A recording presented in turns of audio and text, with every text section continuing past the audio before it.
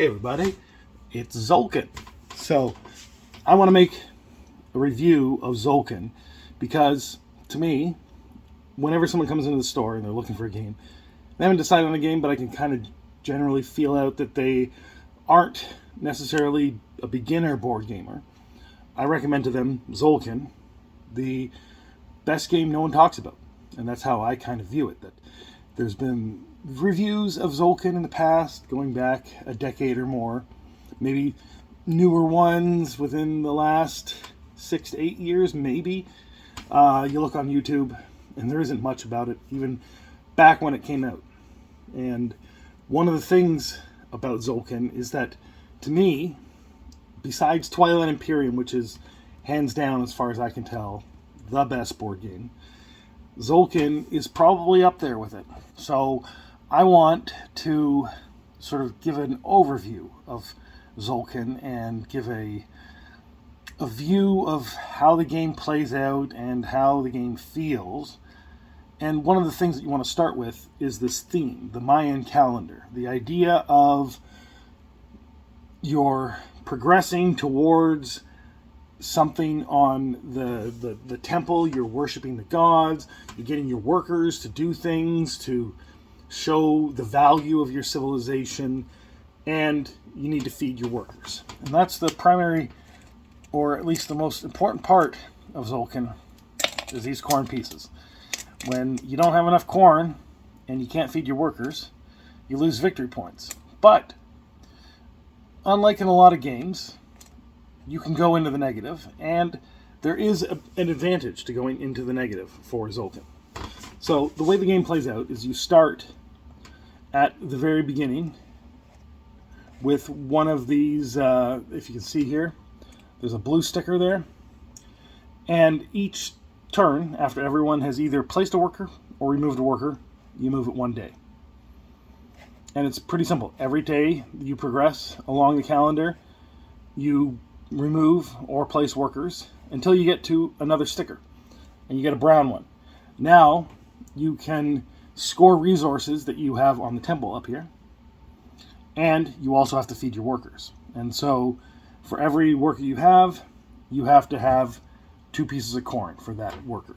And if you have less than 2 pieces of corn for a worker, well, then you're going to lose 3 points. And these little cards here help you score that, help you figure that out.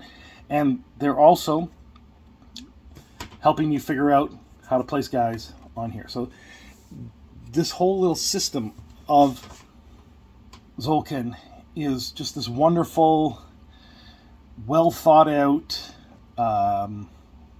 just cool extrapolation of the Mayan calendar, and the stuff works so well together that you can take a strategy and you can start with that strategy and then completely pivot in the second age, and suddenly you're doing something completely different, and you don't know who's going to win until all the scoring's done. I mean, you can get sometimes you can kind of gauge who's going to win, but there's always just like a little extra that might happen that you didn't account for.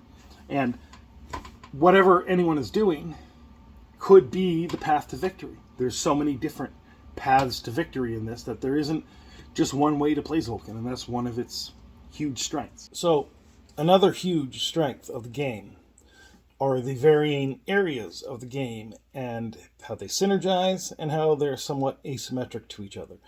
So you have the temple, and it allows you to score temple points, right? And that turns into victory points. And then at the end of the game, you score again.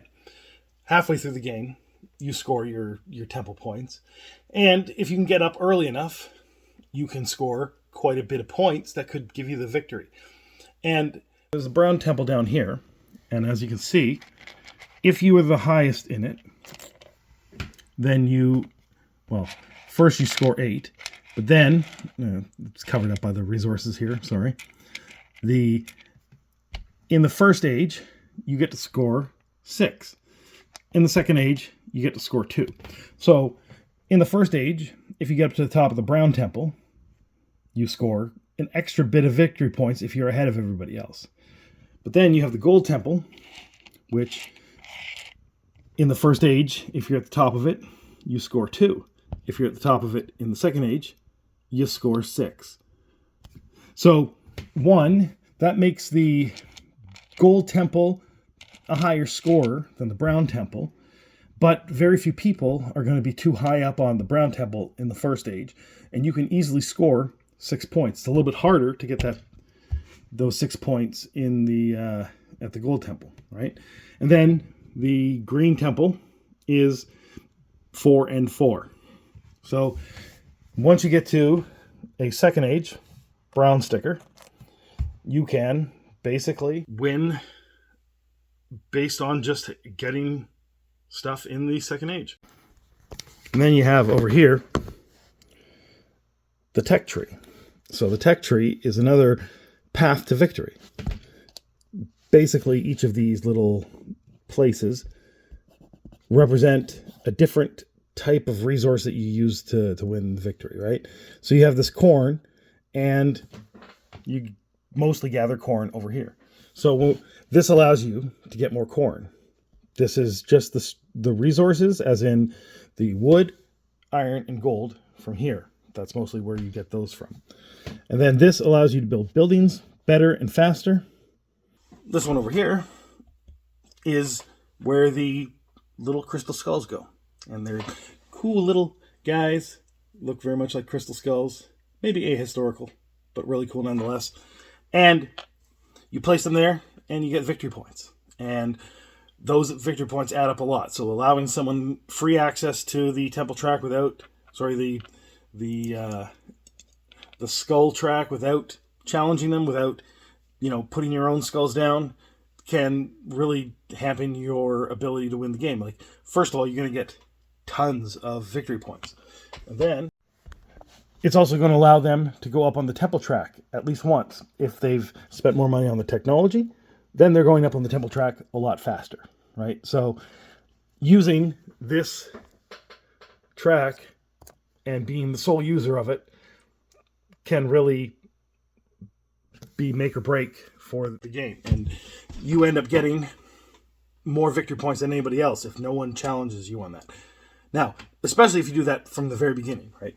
But then it becomes obvious what you're doing. So maybe then someone else also starts to use the skull track to at least fill out some of the spots so that you'll have less chance at victory points, but they also tie it into their victory points, right? Then you have here the buildings. The buildings are one of the most used, technologies.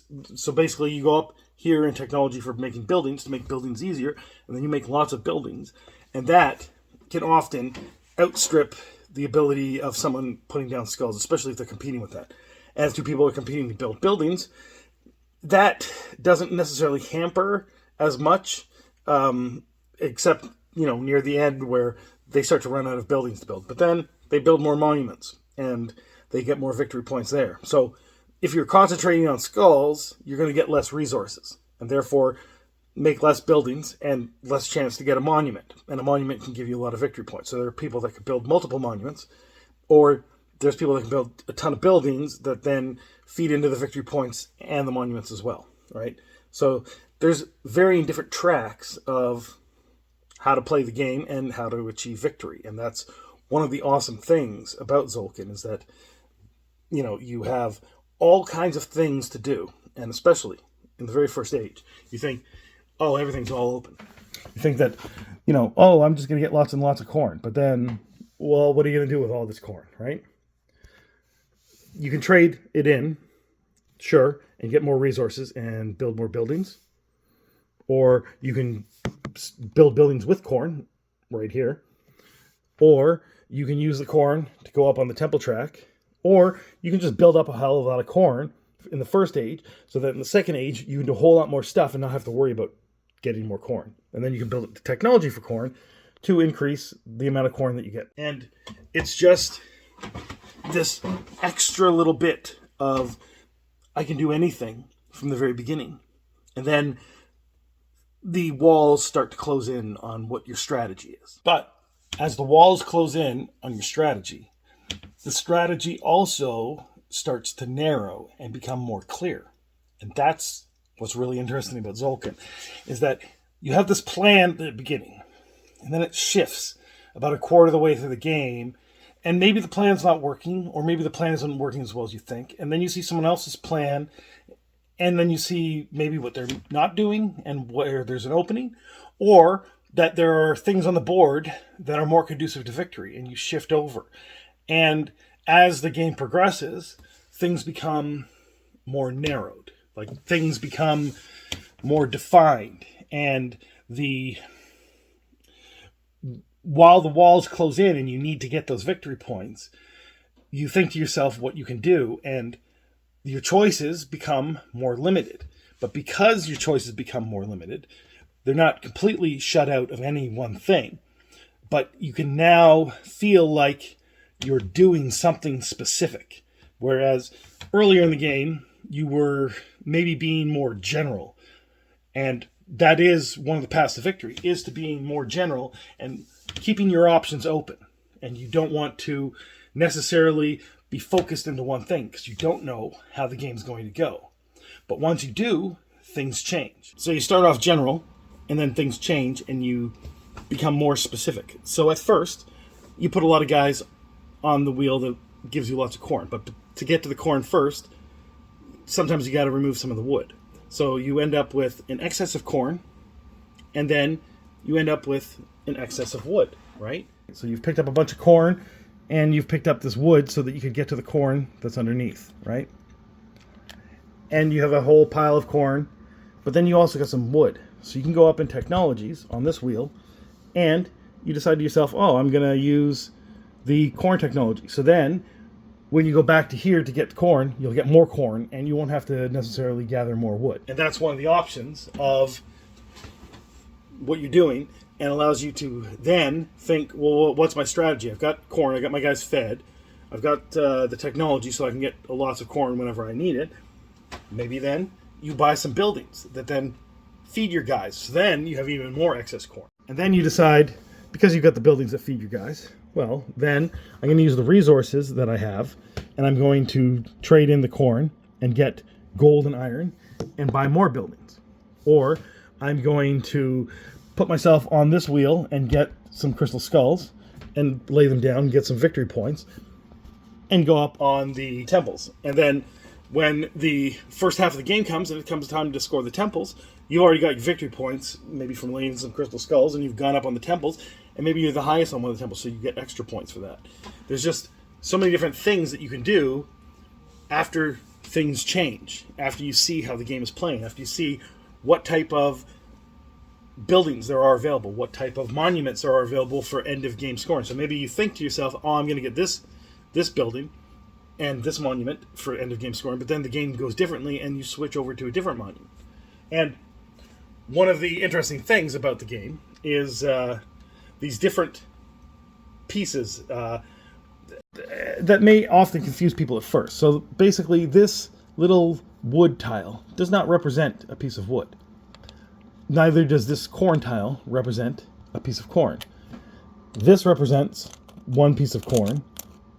This represents 5. So when you take, say, this wood, and it's on here, and you get 4 of them, you take 4 pieces of wood. But what do you do with this tile? Well, you keep it. And let's say you've kept a corn tile, right? Well, right here, this monument, for every one of these you have, you score 4 victory points. So you may actually spend the whole game trying to get as many of these as possible, and as a byproduct, you end up with an excess of corn, and your strategy wasn't to have lots of corn. Your strategy was to get this monument. But instead, you now have an excess of corn, which then you can trade for stuff, or you can just have an excess of corn and not have to worry about feeding your people. You can use the corn to buy buildings. You can do a lot of the things with the corn, but that was never your strategy. Your strategy was just to help get the victory points for the monument that you're building. And that's the beauty of Tzolk'in, is the variety of victories that you can have. The variety of the paths to victories that you can have, and the fact that your path can change throughout the game. Or it can be the same set path from the very beginning. Or you have a specific path that you think you're going to do, and you don't actually take any actions towards that path, and either you then end up on that path, or you take a new path to victory. Or you do a combination of varying paths to victory. And some of the main paths to victory are scoring with the crystal skulls. That's a very high scoring if you focus on it, right? And even that can just be complementary to whatever you're doing. The building of buildings also score a lot of points. And then gathering lots of corn, while in and of itself corn isn't necessarily worth much, at the end of the game, if you got enough of it, it's a lot of points. But also it allows you the freedom to do a lot of things that other players can't do because they're desperate for corn and you've already built up a huge wad of corn, right? And there's so many other little things that you can do. Like when you take the first player marker, you get whatever corn is built up in that area. Usually between 1 and 4 corn, because people don't let it build up that much. Every turn, a new corn is added to where the first player marker is taken from. And when you become the first player, not only do you then get to act first next time, and you get on these gears first, so that it costs you less, or you can go to a place before someone else can.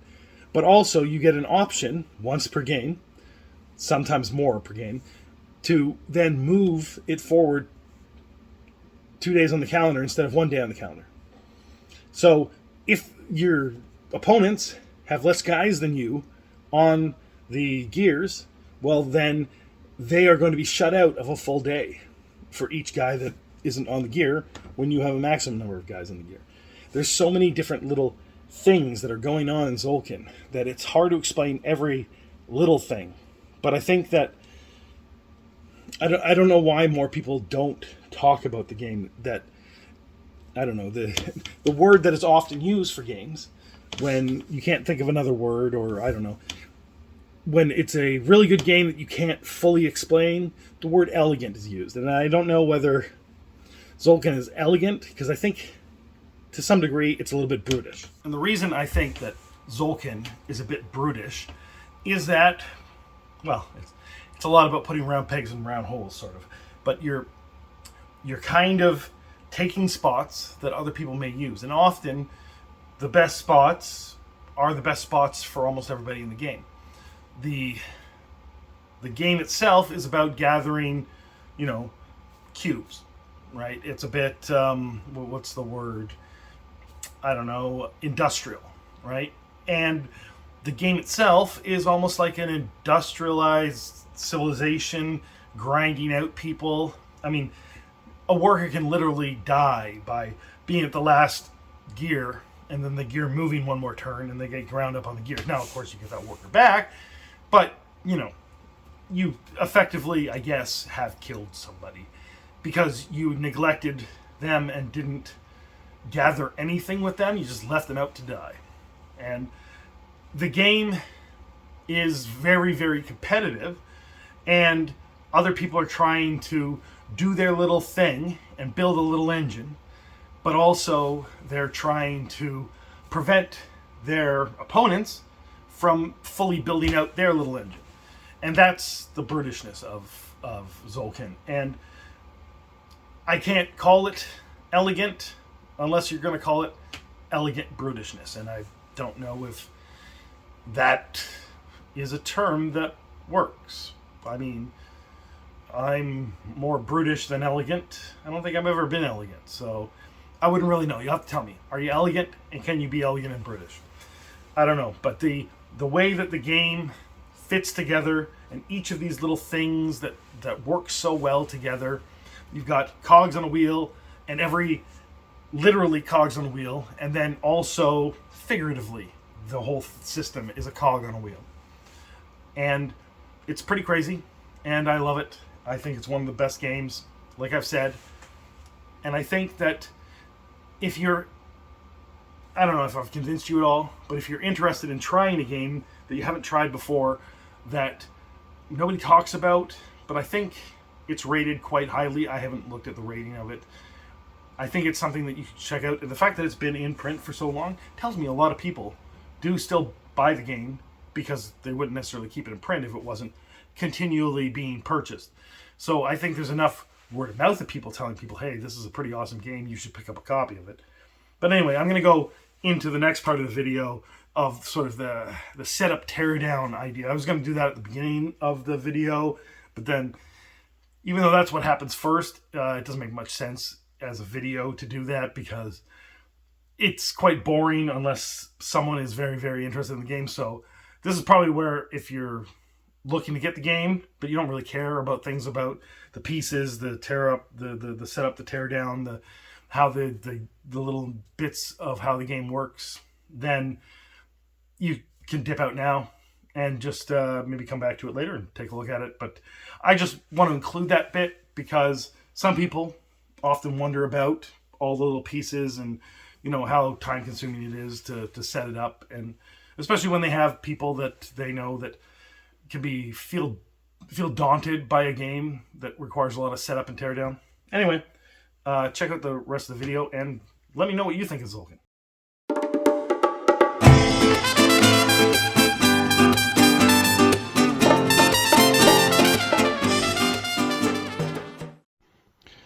So one of the things with board games is the setting up of a board game, and I have encountered people who find even that too daunting and give up before that even happens. So if you have people like that and you really, really want them to learn a game because you think they'd like it, then you might want to set it up before they show up or while they're doing something else and you're off in another room setting up the game. But I would also suggest that anyone who, you know, pieces out just because a game is too difficult to set up or takes a little bit to set up, I don't know. I don't think that I'm not really that interested in playing with them. So I would probably just not. And maybe you feel differently and you really want to get people in games, and maybe over time that kind of feeling diminishes. I haven't observed that, but maybe that's a possibility. But really, you can play with people who want to play games, and part of that is set up and tear down.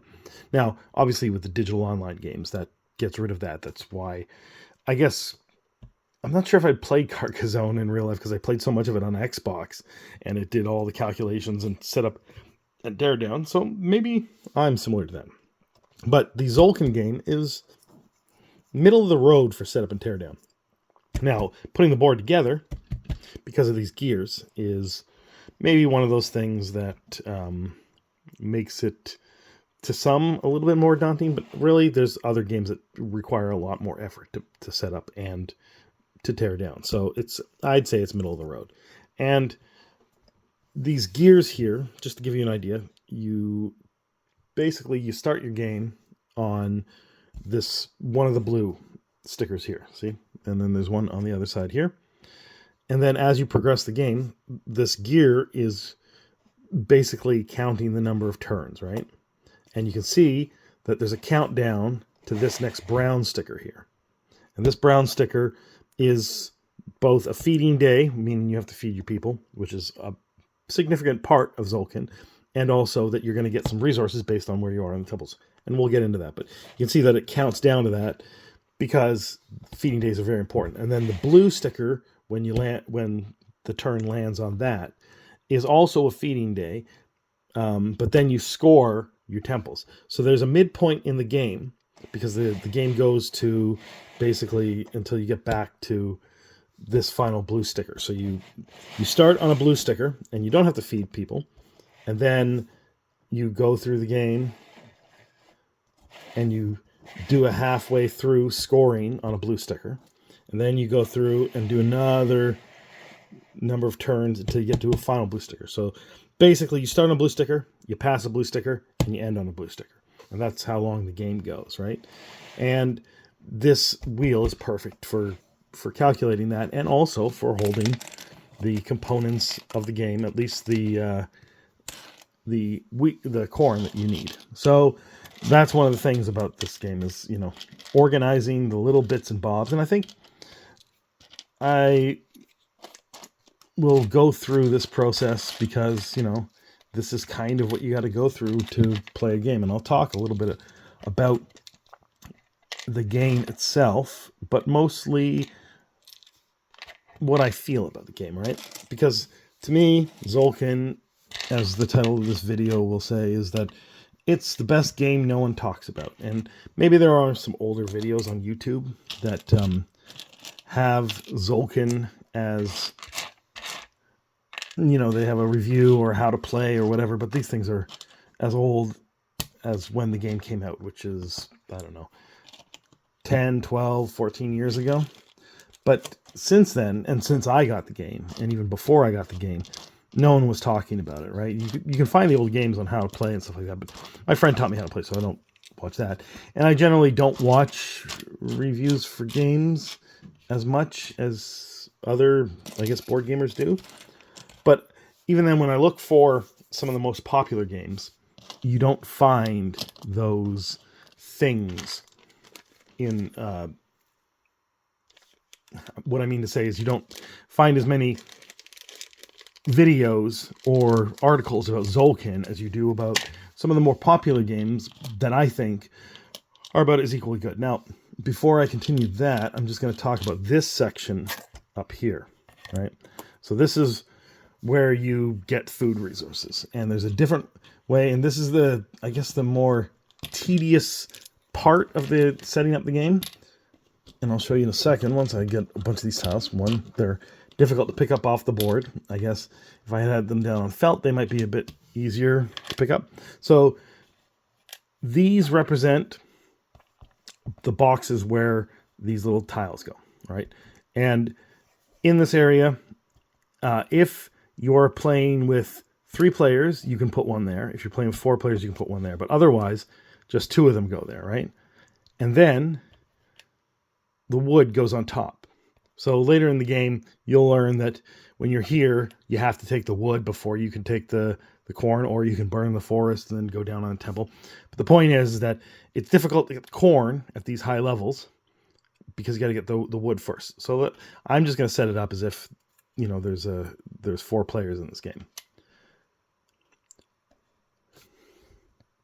So going back to this thing about, you know, people not talking about Tzolk'in. There's lots of games that came out even before Tzolk'in. There's lots of people still talking about, like, Ticket to Ride, Twilight Imperium. Now, granted, Twilight Imperium 4 came out after Tzolk'in, but Twilight Imperium itself is still out, and people still talk about, you know, Twilight Imperium in general, but mostly they talk about Twilight Imperium 4 now, because there's less reason to talk about 1, 2, and 3. 3 was a very, very popular one, but then, you know, obviously its 4th edition overcame that. But people still talk about, like, I'm pretty sure Brass Birmingham came out before Tzolk'in. I'm pretty sure that Twilight Struggle and, you know, Catan and a bunch of other games that are still widely talked about today that I don't consider as good. Twilight Imperium, I think, is better than Tzolk'in, or I guess they're about equal. So the fact that Twilight Imperium is talked about so much, I think that Tzolk'in should be talked about either about the same, slightly less, slightly more, or maybe greatly less and greatly more, but still, it's as if the game doesn't exist, because I don't think that there's any modern videos on this game of Tzolk'in. And it's pretty great. It's got a lot of variety of pieces, as you can see here, and the idea of these dual resources with the food and the wood, that's an interesting concept.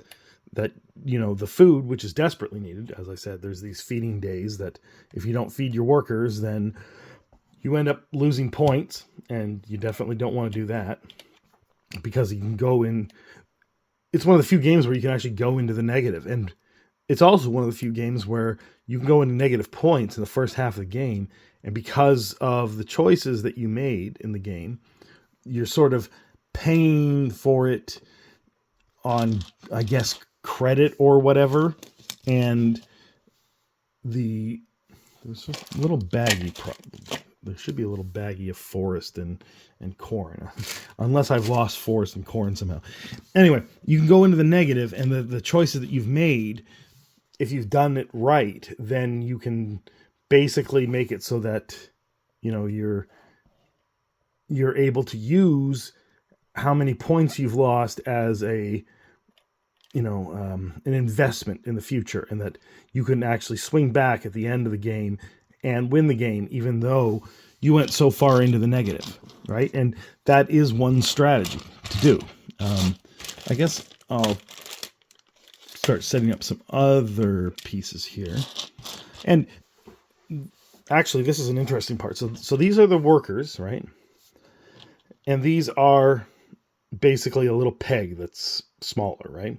And they are used in other places, and it so if you're the green player, this is your worker, and these are other things that are used in the game. So one of them is this tech tree, right? It denotes that you're here on the tech tree, or you're here, right? But also, when there's less players on the board, you'll put a peg in one of these gears at a point in the gear, and then that will sort of, it kind of gums up the works.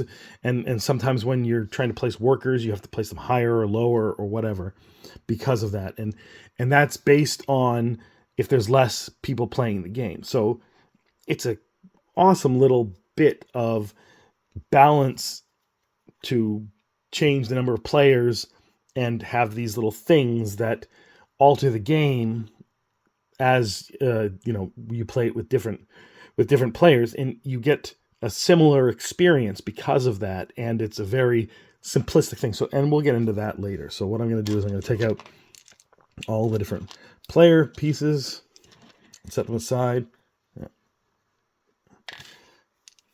And we'll get to talk about the resources. Actually, one of the best resources that people really, you know, that they really like about the game, that maybe hooks people in besides the gears here, is these crystal skulls, right? And I'll get into those once I've organized these little bits and bobs of the player pieces, and once I find more of these corn and wood that are probably buried underneath all these resources here.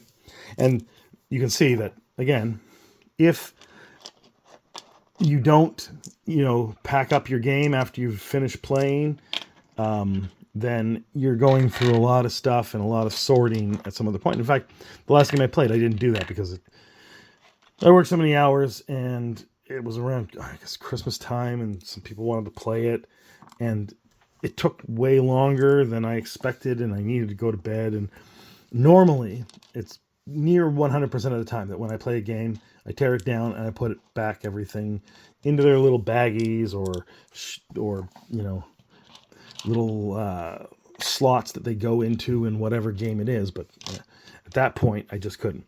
And now here's another player piece, a wider or larger circumference little, I guess, puck. And this goes on the victory point track up here, right? And it's just interesting that the designers put a lot of care and effort into having these little player pieces that are uniform but also different enough that they go in different places, and they have different uses, and part of those uses alter the nature of the game when you're playing with different players, so that it can have a more uniform thing. So now I'll start sorting out the other resources. So the brown bits, they denote wood, and the gray bits, they denote iron, and the gold bits, they denote gold. And those are your primary resources beyond corn, because you can use corn for other things besides feeding your workers. And beyond these crystal skulls, the crystal skulls aren't used for much other than stuff on this wheel here, which we'll get into. And so basically you got this little quarry over here in art on the board, and so that's, you keep these resources over there. And I think the skulls might actually go in this area too, or maybe in a different area. I know there was a picture of it. I never bothered to look in the instruction manual for where to put things because, you play at a table. You can really put things anywhere you want, and it's better to put them within reach of people. And yeah, the crystal skulls also go in that quarry. Although I would put them, it makes sense that they're close to the temple. So I would have put the quarry over here then, just to separate them out, because they're a slightly different resource. But maybe that's just an OCD thing, and I just need to not worry about it. So you put the gold and the iron in this area here. Of course, they're close to this wheel, which is where you are most likely to get these resources from. There's other places to get these resources from, but actually the wood is most likely. The most amount of wood is there, but this is the primary resource wheel, right? So you get these little wooden cubes, and people that play board games are very familiar with spending cubes to do things, and that's the main thing in Tzolk'in is spending cubes to do things, right?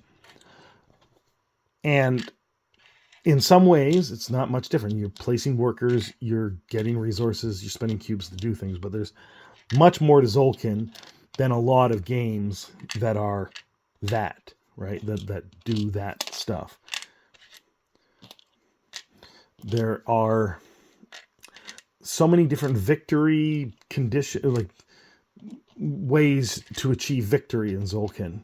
And in fact, it's one of the few games that I know of that for the first half of the game, you could, and I often do, no plan, or have a plan, and then it gets completely abandoned and changed, and then you have to go on some other track and try and work with what you got from that point. So we got one more corn here.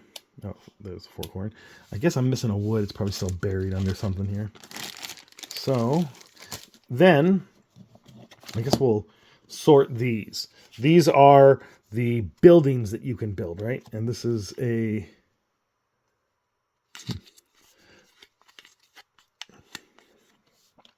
there's first age and second age. So remember when I told you got to this second blue, that's when the next age begins. And then you get rid of any old buildings that are still on there and you put them down. And then the others are monuments. And monuments are basically ways to up your victory points.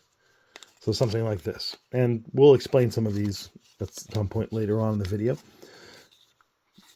But you've got these buildings here, and they need to be separated out because only some of them are for the first half of the game and the others are for the second half of the game. And the buildings in the second half of the game are better than the buildings in the first half of the game.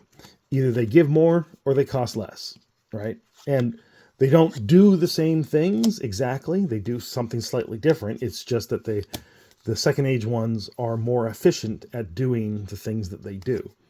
Because obviously the first age ones stay a lot longer, and thematically it makes sense that, this civilization becomes more technologically advanced, because I'm guessing this isn't taking place over a year, but over several generations.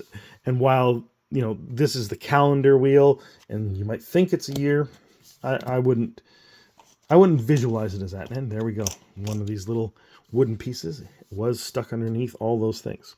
So if you look over here, this is set up properly. We've got all the corn in, assuming you have your maximum amount of players, and then you got the wood and the corn underneath it, right? So that's those resources when you go on this wheel. And this wheel is for these resources over here. And this wheel is for building buildings, upping your level of technology, and some temple stuff going up on the temples. This wheel is more of a mixture of what's left over, where it's, whether it's also going up on the temple a little bit, having a market where you can trade resources and change your resources from one to the other, getting extra guys, being able to buy a building with food instead of resources. And then this, I'll move the camera down a little bit. This right here allows you to spend a corn to go anywhere else on any of the other gears except for this gear, because this gear is special. This gear is just for these crystal skulls, and you place down these crystal skulls and you get the conditions of that, but we'll get into that later. So now you've got these buildings all stacked up and sorted out. And you've got the monuments as well. Oh, there's another pile over here. So I'm jumping the gun here by saying that I've done that, right? And now you got to shuffle them, and shuffling them isn't, it's not as easy as shuffling cards. It's a little bit more awkward. So maybe you might consider that a negative. And there's a lot of shuffling of this and these tiles here. Actually, it's just these buildings and these tiles here that you shuffle, and they're both awkward to shuffle, right? So these tiles here are an amazing little bit of, you start the game with basically 4 of these, and you make your choice as to which 2 you're going to take, right? And this ties into this whole thing I was talking about, where they've made the game have a similar experience no matter how many players you're playing with. And this ties into it. So let's say you've got these 4 tiles here.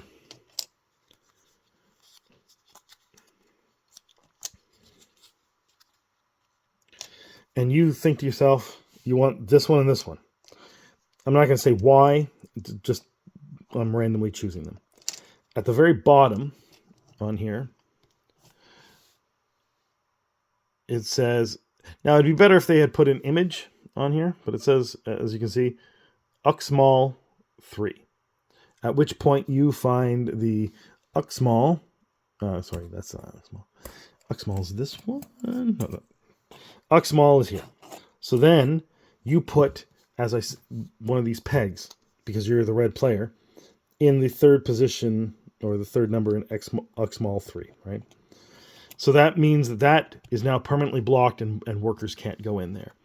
So basically you do that based on how many players are in the game. Your remaining tiles are the ones that you put those little pegs in, right? So when you're playing the game and you're playing with more people, or with less people, you end up with more of those leftover bits, right? And therefore you use those leftovers because less people drew them, and you put your little peg in there, and that'll fill up these holes, and then therefore it will almost seem as if there's more players than there are, because those holes can't be used because someone else is there. And that's one of the things, is that you're trying to get to these places to get those resources. So that's what these things are used for. And I think, it's a really great little bit of things, because like you start off with certain things based on the 2 that you choose. Like you'll get 5 corn, 1 iron, and then you'll go up on a temple, the brown temple once, right?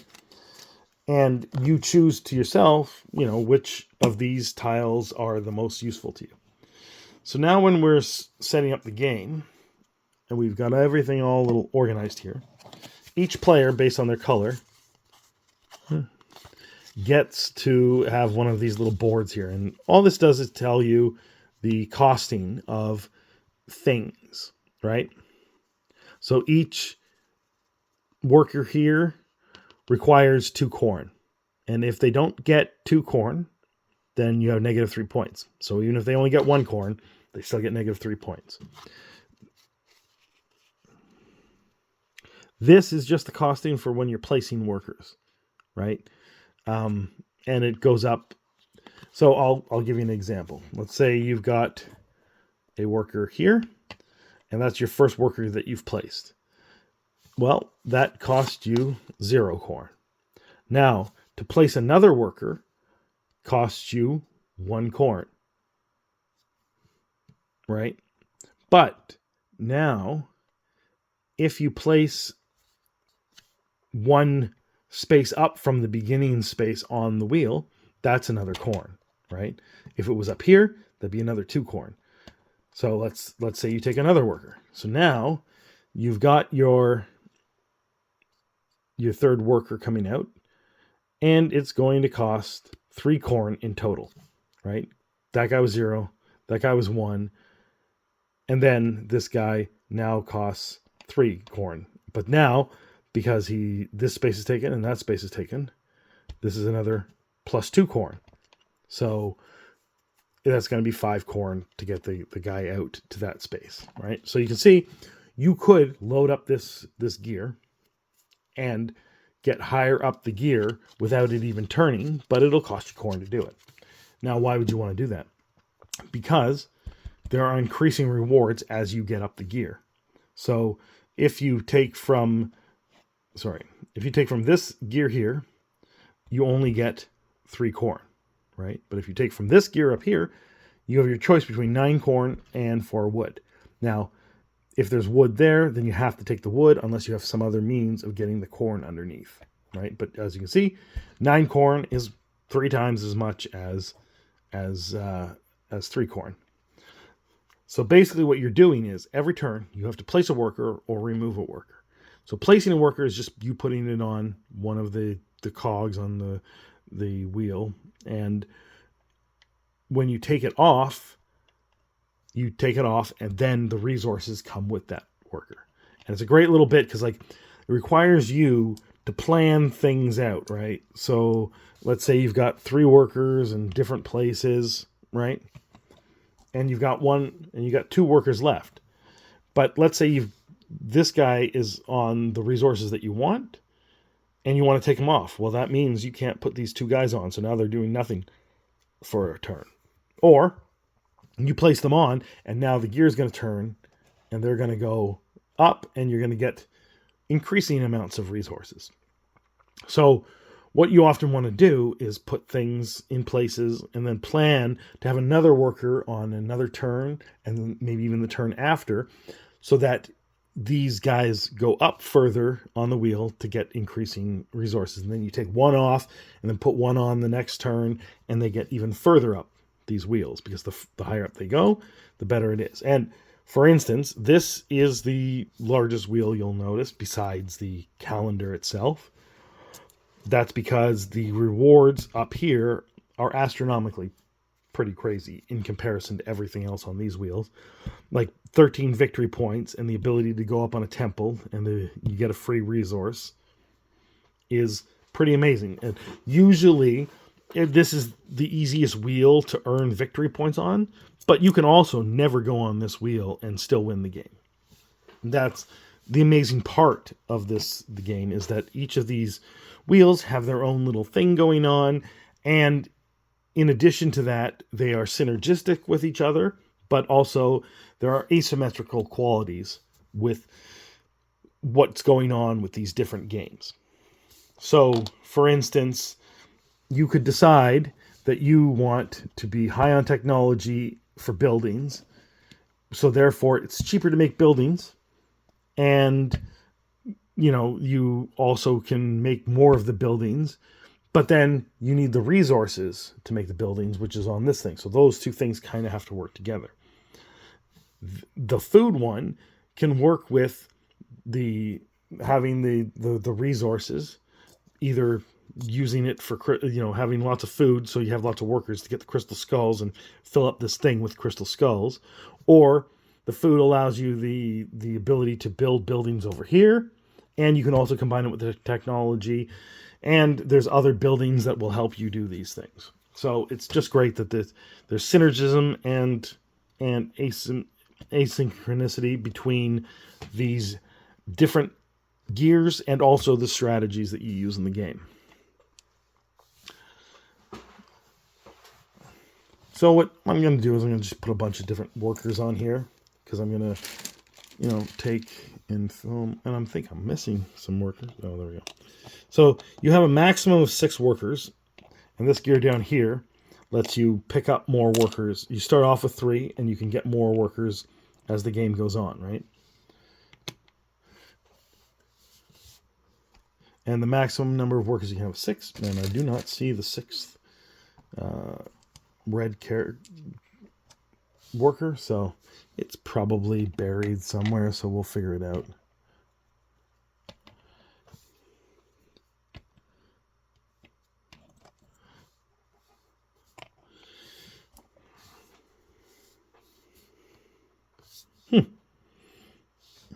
I'm only seeing 5 of each worker. Interesting. 1, 2, 3, 4, 5. Oh, there's 6 for the grain. I'll just set it aside. So I'm going to put up all the workers here so I don't have to put the pegs in here. Well, maybe I will put some pegs. Although maybe it won't be the right number of pegs. Who knows?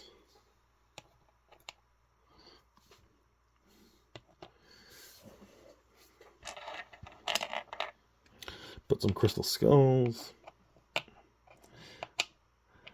It's very satisfying to have the crystal skulls. They're very well engineered, as I showed you before. And they're really cool. Even though I don't think the crystal skulls are really as... what's the word? They're ahistorical, probably. They are more of a conspiracy theory than anything else. So I'll put the second age. I'll move this board a little bit more this way. Let's see.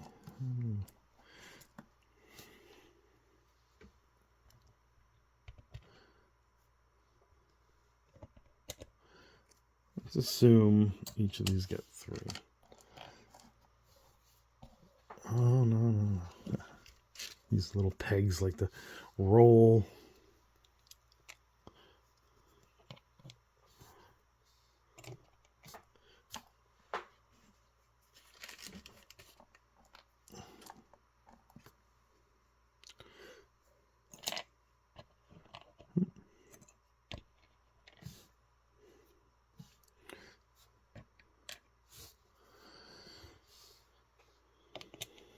Okay.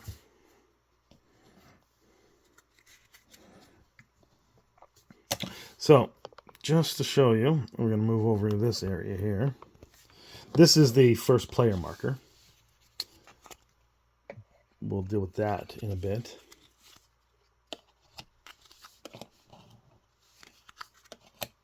Oh, there was that extra little worker. See? They just get everywhere. So, put 4 monuments down. I don't know why I put them face down, because you would start with them face up.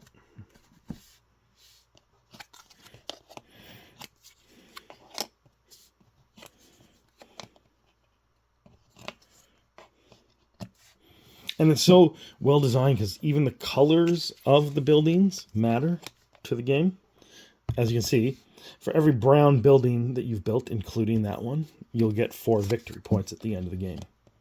So it's really cool that they have thought about this so much and that they put a lot of effort into the little bits and bobs that you can do with the game, right?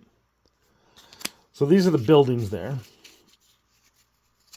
And once you've put out all the buildings, they go here, and then when people buy them up, they fill out the slots again until you get to the second age, and then you remove all of the first age ones and you put all 6 brand new second age buildings, and then as those are bought, those are filled in.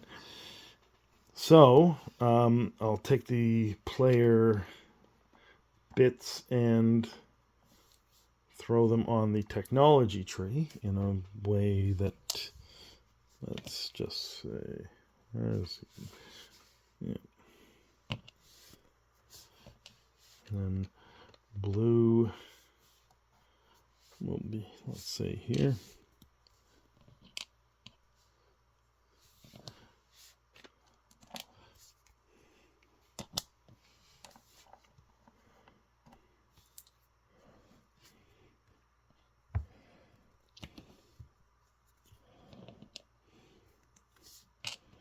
So this denotes that these guys are they have no technology on the side. This guy has the highest level technology for corn. This one he's in the middle part of the resources, and this one is in the middle part of technology for the crystal skulls. And then up here on the temple, you also put your player markers at 0, which means I got to take one of these things back. Where's you? Sorry, we're green. Huh. I must be missing some of their little extra bits there. Huh.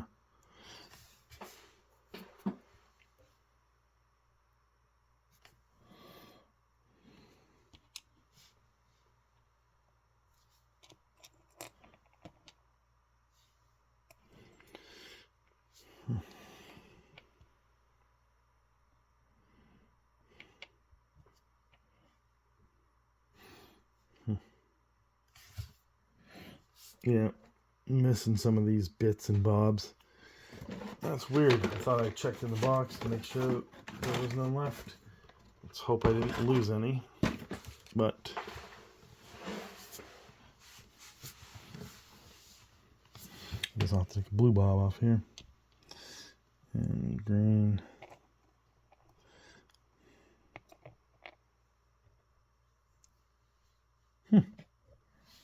Oh, that's right. That's right. That's what it's the extra player bobs that you throw in the middle there. So there we go. That makes sense.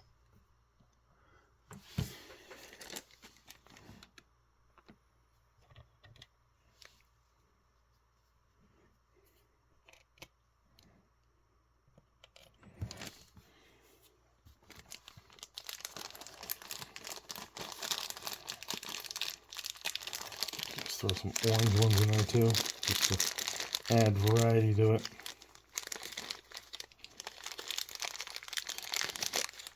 Like I said, don't know how many of those you actually use when you're only using 3 players, but it's not really that important to be precise.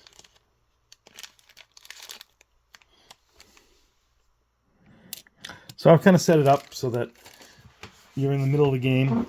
So again, this is the temple track, and as you go up, you get victory points when it comes time to score victory points. Again, this is when you get resources, and the blue is when you score victory points, right? So that comes just before the second age, and this one comes a quarter of the way through the first age, and then also, halfway through the first age and halfway through the second age. And on here is when you get those resources. So if you're at the end of the day on this one, when you've paid off all your food, then and this person would get 1 gold. If someone was up here, they would get an iron. If they were up there, they would get 2 iron. This one is pretty crazy because you get wood and then 2 wood, and then a crystal skull. And I did have a friend who, because I asked him, I'm like, what are the possibilities of getting there by the time it's time to the first brown, basically. So let's say the first quarter of the game, can you get up here so you can get a crystal skull, so you can place the crystal skull and score halfway through the game, right? And so he took that as a challenge and he did it, and it is possible. And in fact, I think it did help him win the game, so it is a strategy to use. Now, granted, maybe whatever strategy I was using wasn't that great. So, to show you the different wheels here, you come off on, let's say you remove him from here. That means he's going to take a crystal skull, and you're going to put it into your reservoir, and you're going to keep it. Same thing here. You get 1 gold, 1 iron, and 2 corn. And that's what each of these little gears do, is that let you, when you take a worker off, you take the thing that you can take from. Now, over here is the technology. There's a bit of a glare on here. I'll move this light so that it's not glaring as much. There we go. That's a little better. No. I have to move it over here. It's a little darker now, but whatever. Okay. So here allows you to get an extra corn when you're on a green square. So whatever you're going to get from that square in corn, you're also going to get an extra one. This one allows you to take corn when there isn't corn available on a green square. So again, if you were here and there was either no corn there or there's corn underneath the wood, but you don't want to take the wood, then you take the corn and you get an extra corn. This one lets you take it from the blue square, which is over here. There's only really 1 blue square of corn. You get an extra one there. This one lets you get an extra 2 corn. So you get 1 corn can take it from whatever green square you want and an extra 2. So up here, that turns into 12 corn, right? And these other technologies, you get extra wood. This one lets you get extra iron. This one lets you get extra gold. So you end up with a ton of resources to be able to buy these buildings down here. This one allows you to get a corn whenever you build a building, get 2 victory points whenever you build a building, and use 1 less resource whenever you're trying to build a building. So, and I think that's in a turn, basically, whenever a man comes off. You can't do it for both buildings if you're using this thing where you can build 2 buildings, but one of the buildings can have 1 less resource. And then these ones, basically, once you use them, you bounce back to the level 3 of the technology. So you could do it multiple times. So you could, for instance, here, this up here, this red guy, if he goes up another level in technology, he gets to do this, which is spend a resource and go up 1 on a temple. And then it bounces back there. Can do it again and do it any number of times that you can go up a technology. You can do that ability. This one lets you get any 2 resources. I think these 2 are probably the most powerful of them. You get 2 resources of any kind, which could be gold, which is really hard to get, or crystal skulls, which are really hard to get and worth a ton of victory points. And gold lets you build really good buildings. So that's basically the setup of the game. And then I'm going to maybe tack this on the end of the video rather than, and maybe there'll be like cuts in between showing the basic setup of the game. But I just wanted to show, the time consuming and setting it up, and it's a little less time consuming to tear it down. Like you put all these wood in a baggie and the iron in a baggie, the gold in a baggie, the crystal skulls in a baggie, and then each of the player things can have their own little separate baggie, and then these can go in like a little container of some kind. What I will mention is that you'll see this is not how the game will necessarily look when you pull it out of the box. My friend painted it for me when I first opened it. He told me to buy this game, it's good. And then we opened it when he was visiting, and he painted it. Just basically did a little bit of painting, primer, and some dry brushing, just to gussy it up. And I guess he put the colors in here to let to match the color out there. It's just like a little thing he thought made the game just a little bit better, just visually. Anyway, that's it for the setup of the game, and we'll get into my little review of the game and how things work and that kind of stuff. So that's it. So that's the end of the video, folks. My video about Tzolk'in. I think it's really the only review I've done of something. I'm not really a big review person, but if you liked it, give me a like, give me a subscribe, give me a comment. Maybe if I get enough encouragement, I'll do more reviews. They seem to be pretty time consuming. I haven't edited this yet. I bet you that's going to be hugely time consuming. But yeah, let me know what you think below, and have a good day.